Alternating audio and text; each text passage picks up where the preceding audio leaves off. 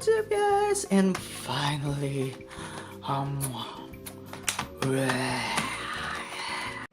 so I was finally able to buy an SSD. This is a 240 gig SSD from SanDisk, the SanDisk SSD Plus, with sequential read speeds of up to 530 megabytes and write speeds of 440 megabytes according to the website of SanDisk. So I just turned off my computer and we're gonna do a test of how long it takes to boot up on a mechanical drive, which is currently a Seagate 1TB 7200 RPM hard drive. So 3, 2, 1.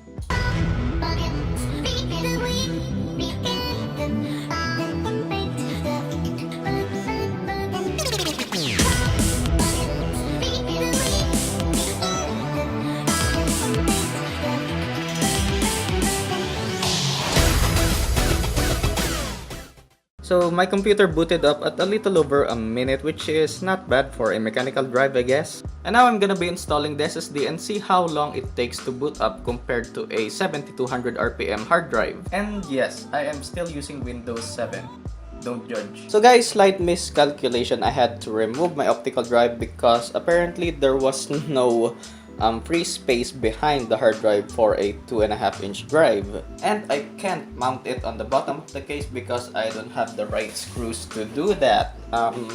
So yeah, he's just standing there screwed. So yeah, I had to mount it where the optical drive originally was. So yeah, let's see how it goes.